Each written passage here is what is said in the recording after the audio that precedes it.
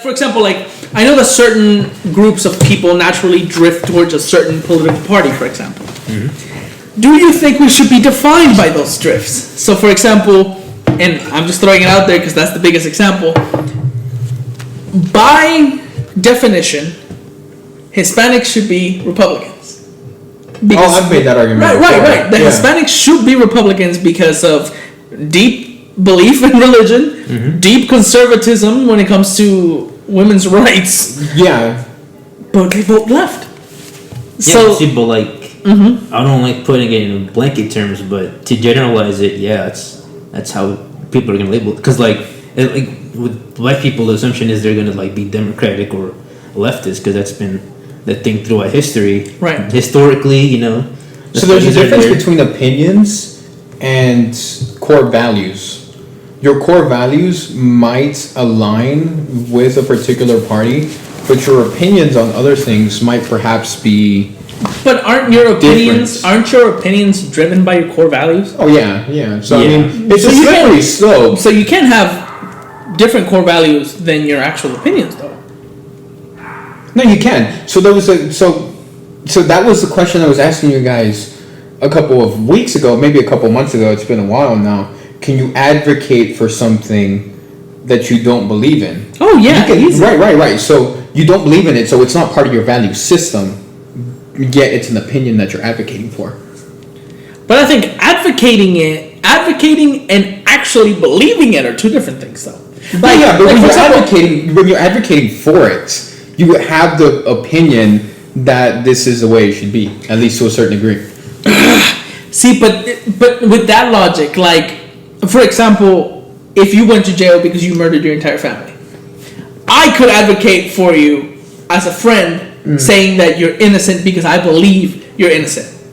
It would be a whole different thing when there's a video of you murdering your family. Yeah, okay. I could not advocate for it because I don't believe it. Like, I think it's different between advocating for something, because anybody can advocate for anything. Yeah. But to truly believe it is a whole different monster. Yeah, but okay, so maybe that goes back to the conversation we were having a couple of weeks ago. Like, who knows what you really believe, though? Like, who gets to really know what you really believe? If all you're doing is showing your advocate side, then that's all people know you for. And does it really matter what people know you for? To a certain extent, yes, because that's your public image, and if you want to be in the public sphere, then yeah. But I mean, who cares if what you're advocating for is different from your beliefs? I don't know, because like there's certain people that are defined by what they believe in. Yeah. Right. Like, I'm not saying names, but certain individuals on this couch are defined by their radical political beliefs. Oh, radical. No, but like you have your own. You're defined by you're a hardcore advocate for many different things, right? Yeah. So I think you're defined by your beliefs. Like, I think people like me and Lorenzo that keep things to ourselves in that way, I don't think we're defined by our beliefs to the public. Maybe to ourselves, but not to the public.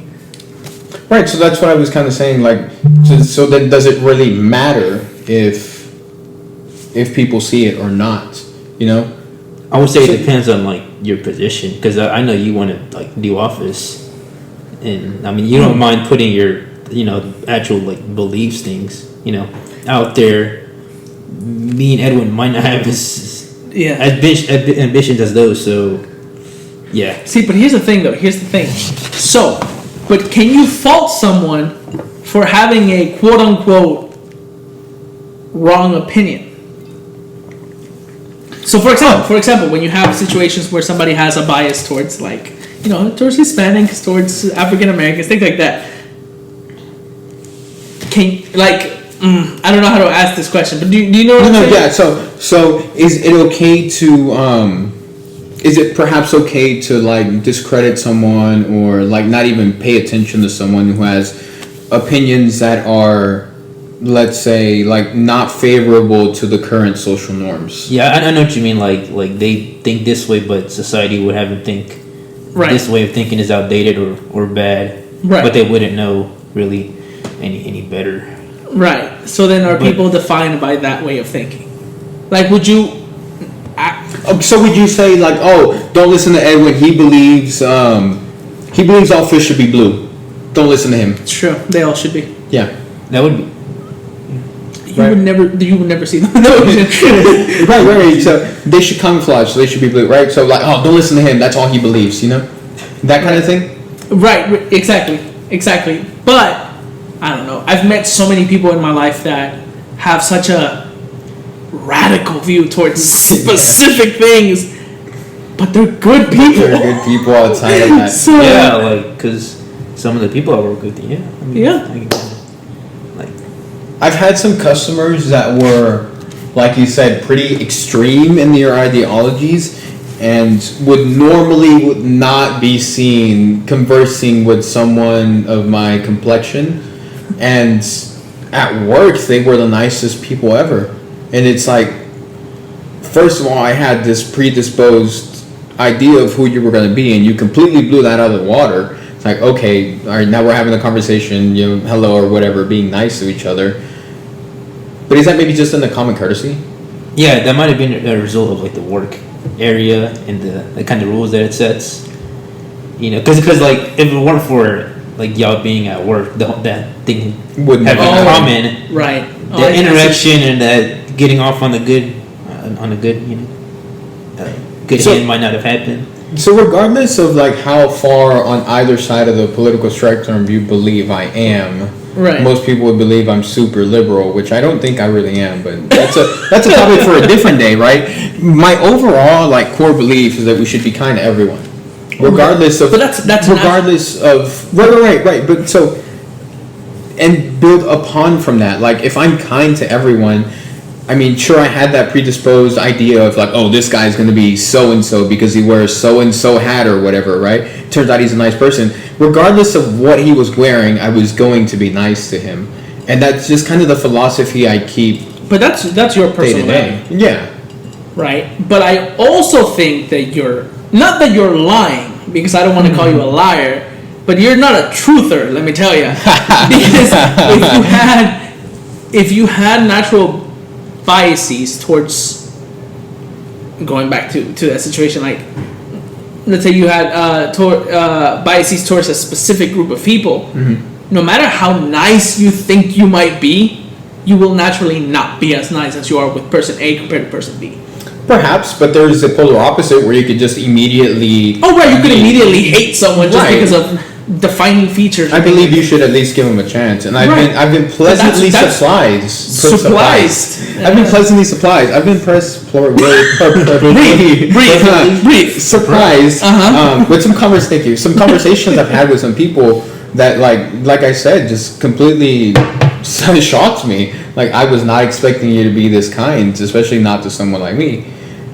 But I mean, it goes back to kind of fighting your own mental, perhaps, you know, predeterminations, you know, your own mental biases and stuff. Because like indoctrinated is a really strong word, Okay. right?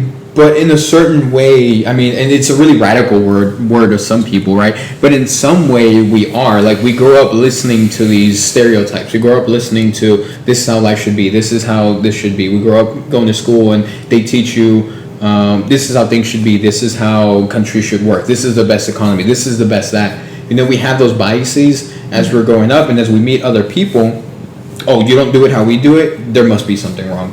And so we're constantly like, oh, you don't, I think I saw something that was like, oh, some people don't eat with forks. Oh, you don't eat with forks? You must be, you know, completely, you only eat with spoons? Like, how do you, you know, and it's like little biases agree. and stereotypes that we're constantly fighting, we're constantly experiencing and learning about the world. Right. So you might think this is funny, but so I play a lot of video games, right? So I play I think we all do. Yeah, you play. Have you played Civilization? No. So in Civilization, you literally start your own civilization with a foundation by picking a leader, right? So I started off with my leader as Gandhi the other day because I wanted to have a super religious country, and I started with Gandhi, and I spread my religion all over the world, and then the King of Spain declared war on me, but I had no idea why. I hadn't bothered him or anything.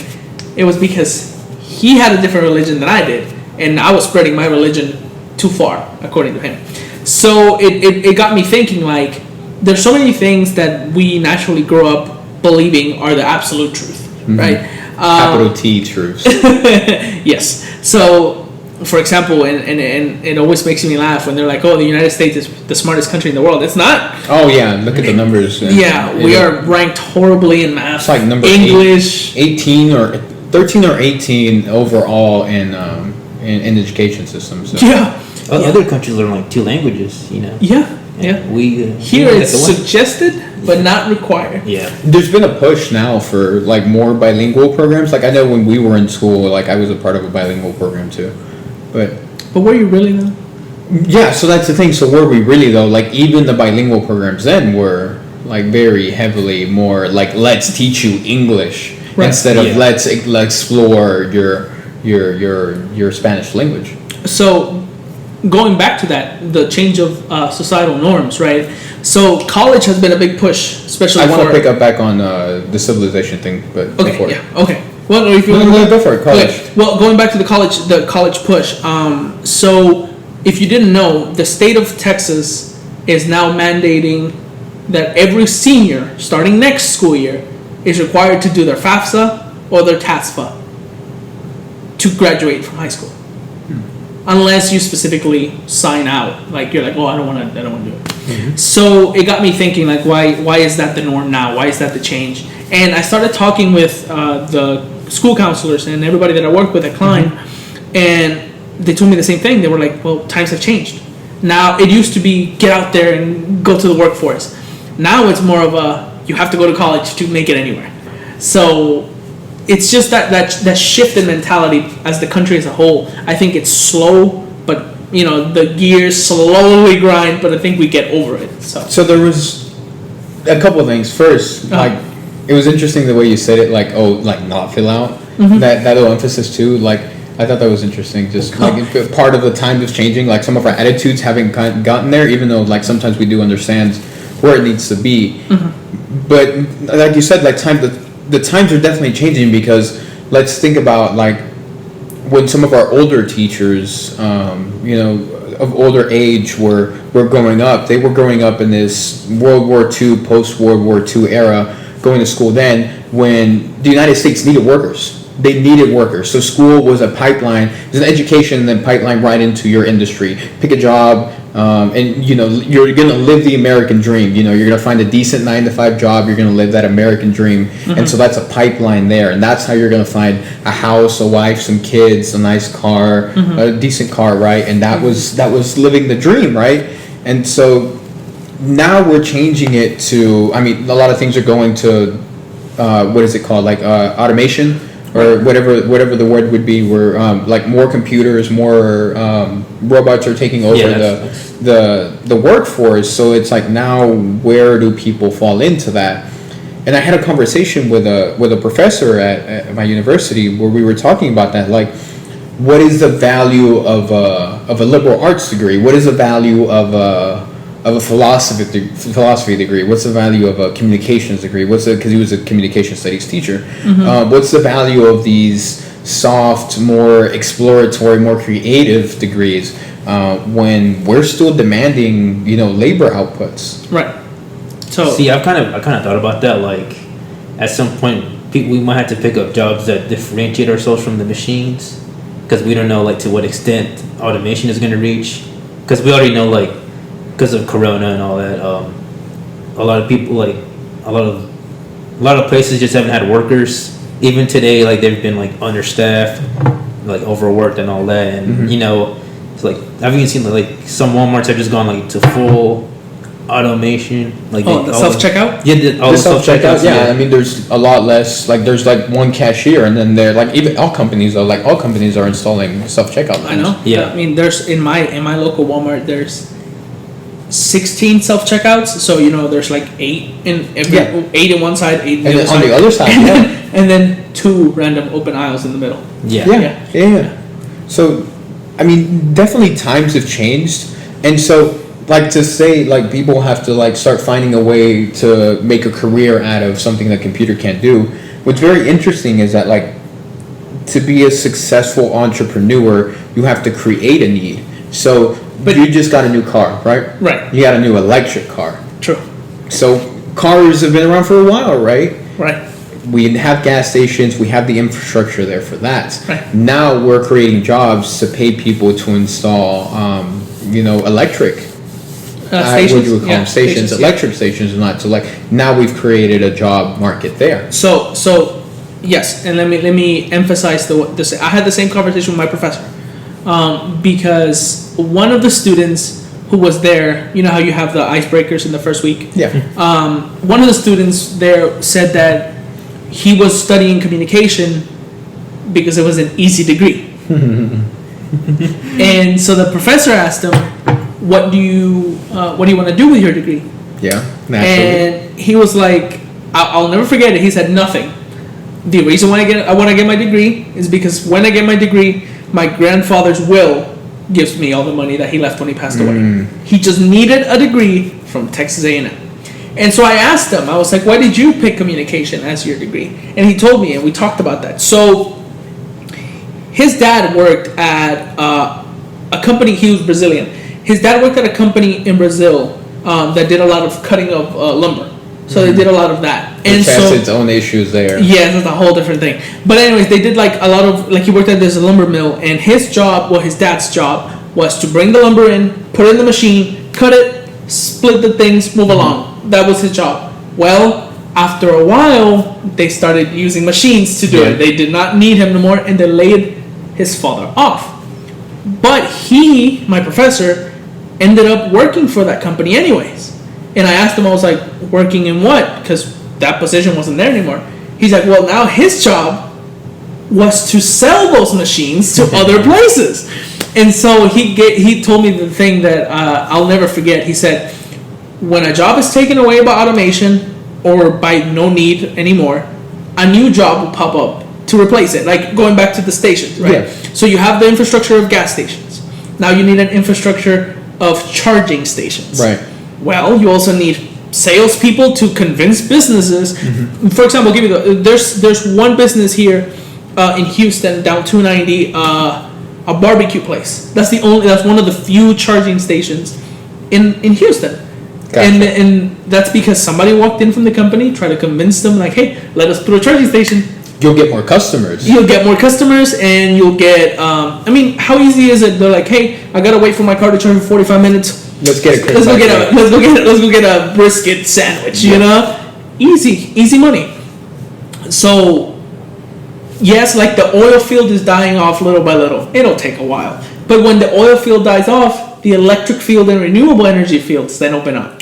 I had an argument with a professor I esteem very much because their spouse was in the oil field. Okay. And my argument was precisely that we've known for a really long. It's not a new argument. We've known for a long time. Eventually, we're going to run out of fossil fuels. Like that's not even a political statement anymore. It's just a fact. Eventually, we'll run out of them, right? Right. And like you said, eventually the electric grid will start taking up some of that infrastructure. And my proposal was that we find a way to transition some of those jobs over. And the argument was, well, you can't just transition an oil job into an electric job. It's not the same. I'm like, I agree, it's not the same, but there are some talents, there are some skills that can be transferred over. If you're computing information for the oil field, you can get trained into computing similar information, and of course there's a lot of like manual labor jobs that are involved with that are going to be lost there. But I mean, like you said, it's kind of like the law of the equivalent exchange. Like where we close one job, something else will open up. Like I think like technician jobs, right? Yeah. So in my field, my line of work right now, I do a lot of recruiting for quite a few companies, and one of the most desired jobs is a technician. And if you didn't know, technicians are pretty much maintenance people, right? Yeah. They maintain machines. Well, here I came to realize that there was this one gentleman that he had worked in the oil field for like 20 years. And in the last few years, he actually changed from working in the oil fields, because he said he would have seasons where he would work all the time and then never again, and then all back and forth. Well, now he maintains valves. So he's like, there's something always going through the pipes, whether it's water, gas, sewage. He's like, there's always valves everywhere. He's like, I always have a job. And so I mean, when you say that, you're right. And like he transitioned from working as a technician in the oil field to becoming a valve technician, and it was a drastic change for him, and it took him a couple of years, but Right. he didn't lose anything. He ended up Probably winning. gained, yeah. That's the difficult thing too, though. So, like, I've been a manager in retail, and like when things go wrong, you need a solution as quick as possible, and the company does not care how much it has to pay for a solution to be solved. If the AC goes out in the middle of this heat, my employees would be complaining, I would be complaining, everybody in the mall would be complaining, the customer would be complaining, so the company would pay any kind of money to get a technician out there to work on the unit, and if the water bursts in the anything, when we had the freeze and everybody's pipes were bursting, plumbers were making really good money because that was like in demand. So there will always be some sort of demands that opens up if the charging station breaks, you have to send someone out there to fix it, just like a gas station would. Of course, it's completely different infrastructure, completely different technology, but it's part of that transition. And like you said, times are changing. What do you? They're always changing. I mean, what do